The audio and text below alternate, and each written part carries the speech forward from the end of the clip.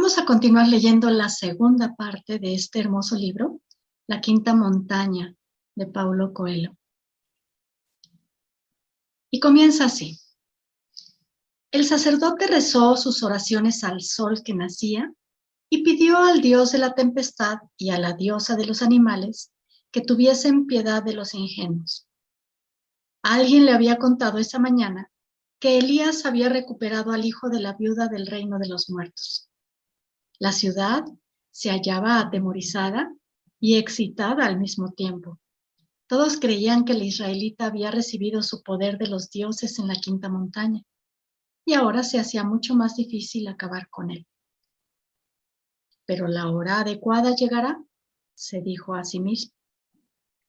Los dioses harían surgir otra oportunidad para acabar con él, pero la cólera divina tenía otro motivo, y la presencia de los asirios en la entrada del valle era una señal. ¿Por qué los centenares de años de paz estaban a punto de terminar? Él tenía la respuesta: la invención de Biblos. Su país había desarrollado una forma de escritura accesible a todos, incluso para aquellos que no estaban preparados para utilizarla. Cualquier persona podía aprenderla en poco tiempo, y esto sería el fin de la civilización. Y aquí me hago la recapacitación, como cuando vienen los nuevos inventos, las nuevas cosas, a veces somos un poco escépticos de que esto es para mejorar en vez de para terminar con aquello que conocemos, ¿no? Yo me acuerdo hace muchísimos años, yo pienso que ¿qué habrán sido? Casi unos 30 años que se empezaba a hablar, un amigo me comentó, tenemos este artefacto que se pone y se coloca en los vehículos y podemos saber a través de un satélite dónde están. Y yo decía, ¿y eso cómo de qué va a servir? Y ahora todos traemos un detector de dónde estamos, incluso no nada más los vehículos, nosotros mismos podemos saber dónde estamos a través de este invento. Y pienso yo que eso es lo que sucedió, porque pues es el escribir, la escritura. Y ellos decían que sería el fin de la civilización.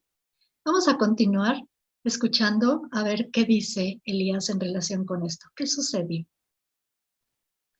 El sacerdote sabía que de todas las armas de destrucción que el hombre fue capaz de inventar, la más terrible, la más poderosa, era la palabra. Los puñales y las lanzas dejaban vestigios de sangre. Las flechas podían ser vistas a distancia. Los venenos terminaban por ser detectados y evitados. Pero la palabra conseguía destruir sin dejar rastro. Si los rituales sagrados pudiesen ser difundidos, mucha gente podría utilizarlos para intentar modificar el orden del universo, y eso confundiría a los dioses. Hasta ese momento, solo la casta sacerdotal conocía la memoria de los antepasados, que era transmitida oralmente, y bajo juramento de que las informaciones serían mantenidas en secreto. Los caracteres que los egipcios habían divulgado por el mundo exigían prolongados años de estudio, por lo que únicamente los que estaban muy preparados, como los escribas y sacerdotes, podían intercambiar informaciones.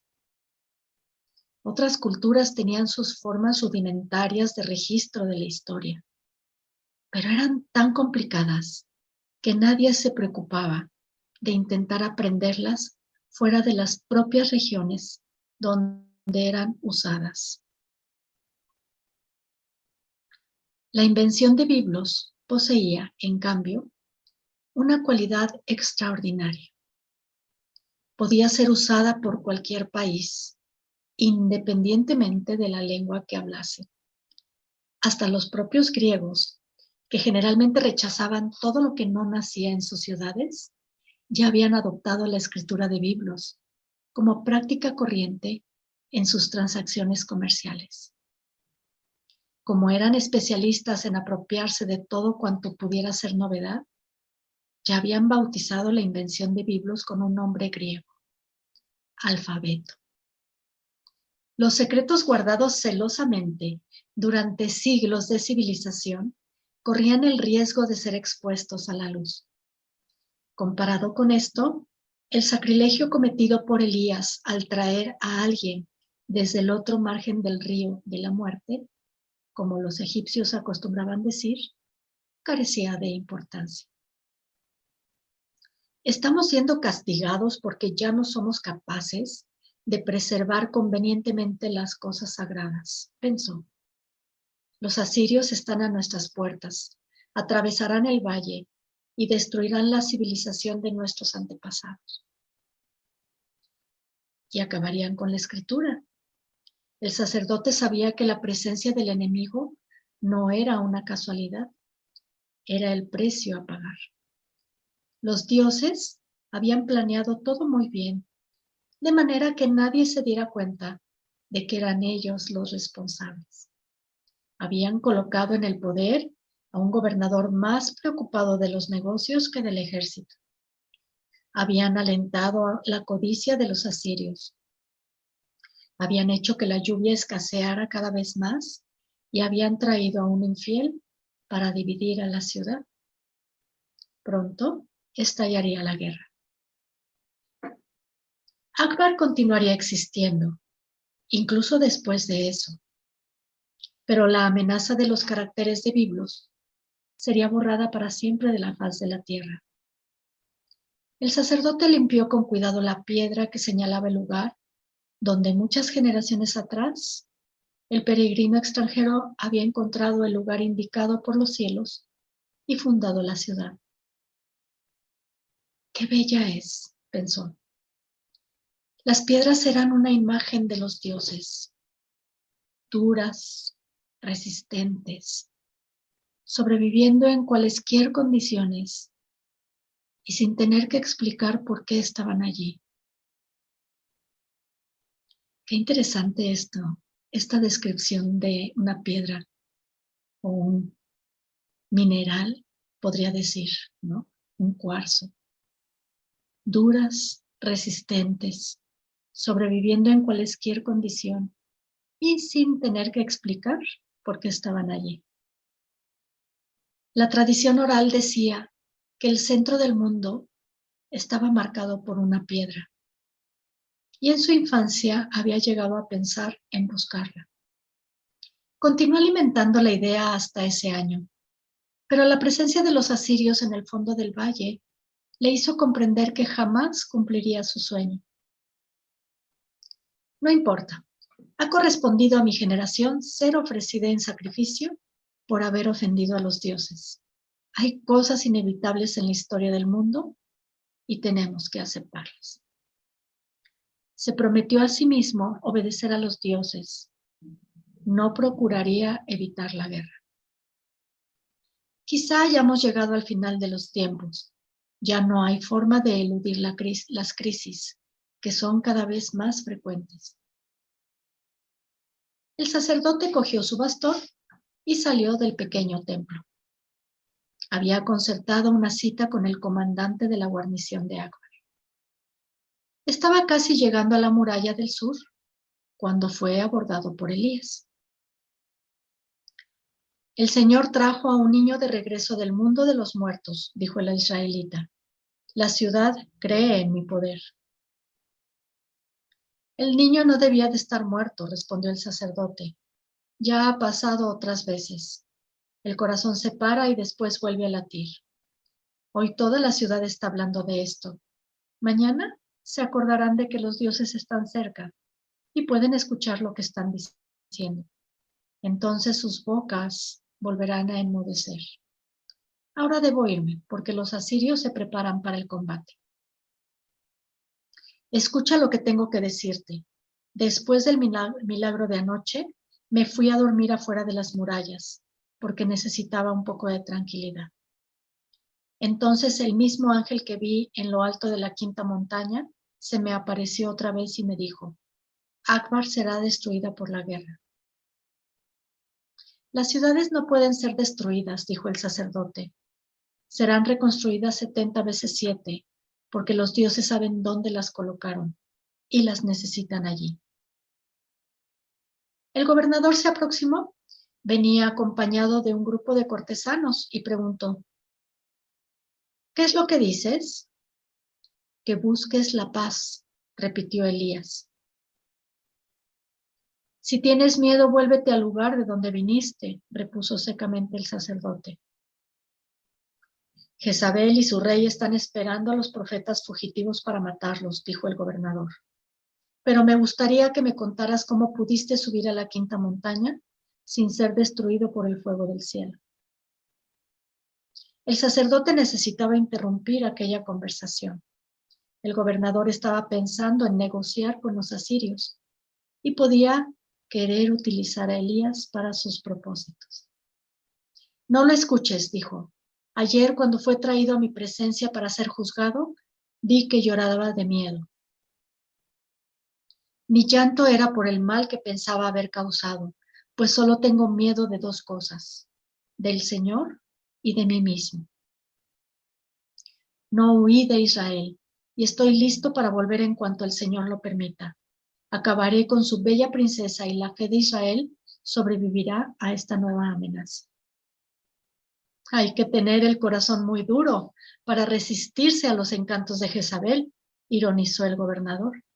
No obstante, si eso llegara a suceder, enviaríamos a otra mujer más hermosa aún, como ya hicimos antes de ella. El sacerdote decía la verdad. 200 años atrás, una princesa de Sidón había seducido al más sabio de todos los gobernantes de Israel, el rey Salomón. Ella le pidió que construyera un altar en homenaje a la diosa Astarte y Salomón la obedeció. A causa de este sacrilegio, el Señor hizo que se sublevaran los ejércitos vecinos y Salomón fue maldecido por Dios. Lo mismo sucederá con Ahab, el marido de Jezabel, pensó Elías. El Señor le haría cumplir su tarea cuando llegase la hora. Pero ¿de qué servía intentar convencer a esos hombres que tenía enfrente? Ellos eran como los que vio la noche anterior, arrodillados en el suelo de la casa de la viuda, alabando a los dioses de la quinta montaña. La tradición jamás los dejaría pensar de manera diferente. Y es cierto, cuando estamos tan acostumbrados a ciertos hábitos, a ciertas tradiciones, qué difícil es pensar de manera diferente. Y yo he visto y he notado que cuanto más viejos nos hacemos, en cuanto más estamos acostumbrados al mismo hábito, a hacer lo mismo, a la misma tradición, menos fácil se nos hace cambiar y aceptar nuevas cosas. Ayer estaba escuchando a alguno de mis maestros que explicaba sobre la formación y la creación del universo y, por supuesto, de la razón por la cual estamos aquí. Y decía, la naturaleza del universo es evolucionar, crecer y cambiar. Y cuando el espíritu de una persona decide o elige dejar de crecer, de cambiar, es tiempo de que el cuerpo muera. Y es exactamente esto lo que está pasando aquí. La tradición jamás los dejaría pensar de manera diferente. Es decir, si tú continúas con tus mismos pensamientos, con tus mismos hábitos y con lo mismo, jamás podrás salir del cuadro. Jamás podrás moverte a algo diferente.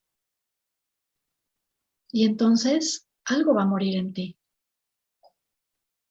Y voy a continuar leyendo. Es una pena que tengamos que respetar la ley de hospitalidad, dijo el gobernador, que aparentemente ya había olvidado los comentarios de Elías acerca de la paz. Si no fuese así, ayudaríamos a Jezabel en su tarea de acabar con los profetas. No es esta la razón por la que me conservas la vida. Sabes que soy una mercancía valiosa y quieres dar a Jezabel el placer de matarme con sus propias manos. Sin embargo, desde ayer el pueblo me atribuye poderes mágicos. Piensan que encontré a los dioses en lo alto de la quinta montaña. En cuanto a ustedes, nada les importaría ofender a los dioses, pero no desean irritar a los habitantes de la ciudad. El gobernador y el sacerdote dejaron a Elías hablando solo y siguieron en dirección a las murallas. En aquel momento, el sacerdote decidió que mataría al profeta israelita en la primera oportunidad. Lo que antes era una mercancía, ahora se había transformado en una amenaza. Al verlos alejarse, Elías se desesperó. ¿Qué podría hacer para servir al Señor? Entonces comenzó a gritar en medio de la plaza. Pueblo de Akbar, anoche subí a la quinta montaña y conversé con los dioses que allí habitaban. Cuando volví, fui capaz de traer a un niño del reino de los muertos. Las personas se agruparon a su alrededor. La historia ya era conocida por toda la ciudad. El gobernador y el sacerdote se detuvieron en medio del camino y volvieron para ver qué pasaba. El profeta israelita estaba diciendo que había visto a los dioses de la quinta montaña adorando a un dios superior. Ordenaré que lo maten, dijo el sacerdote. Y la población se rebelará contra nosotros, respondió el gobernador, interesado en lo que el extranjero estaba diciendo. Es mejor esperar que cometa un error. Antes de bajar de la montaña, los dioses me encargaron ayudar al gobernador contra la amenaza de los asirios, continuó Elías. Sé que él es un hombre honrado y quiere escucharme, pero existen personas interesadas en que estalle la guerra y no dejan que yo me aproxime a él. El israelita es un hombre santo, dijo un viejo al gobernador. Nadie puede subir a la quinta montaña sin ser fulminado por el fuego del cielo. Pero este hombre lo consiguió y ahora resucita a los muertos. Tiro, Sidón y todas las ciudades fenicias tienen la tradición de la paz, dijo otro viejo. Ya pasamos por otras amenazas peores y conseguimos superarlas. Algunos enfermos e inválidos empezaron a aproximarse, abriéndose camino entre la multitud, tocando la ropa de Elías y pidiendo que les curase sus males. Antes de aconsejar al gobernador, cura a los enfermos, dijo el sacerdote. Entonces creeremos que los dioses de la quinta montaña están contigo. Elías recordó lo que el ángel le había dicho la noche anterior.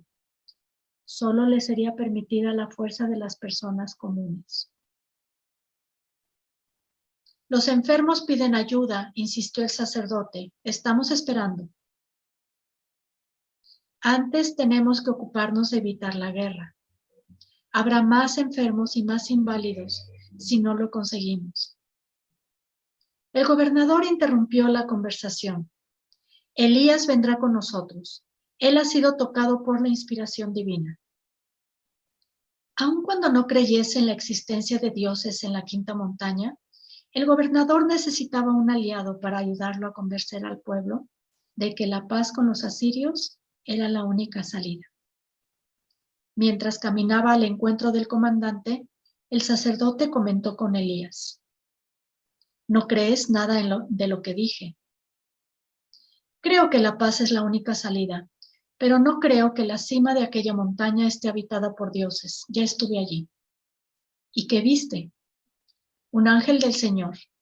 Ya lo había visto antes y en otros lugares por donde anduve, respondió Elías.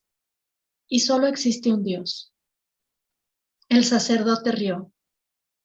Es decir, que en tu opinión, el mismo Dios que hizo la tempestad, hizo también el trigo, aunque sean cosas completamente diferentes.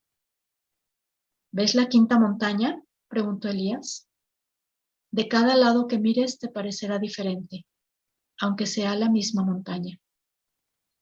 Así sucede con todo cuanto fue creado. Muchas caras del mismo Dios. Y así vamos a terminar en esta ocasión. Y qué bello esto último que dice Elías. Dice, ¿ves la quinta montaña? De cada lado que mires, te parecerá diferente, aunque sea la misma montaña. No quiere decir que todo lo que miremos, podemos mirarlo de diferentes caras o en diferentes lados, de diferentes formas, con diferentes perspectivas, aunque sea lo mismo. Y así sucede con todo, con eventos, con situaciones, con personas, con paisajes, con lugares, con todo. Todo ello, todo lo que somos, todo lo que existe, son solo muchas caras del mismo Dios. Y nos vemos en la próxima.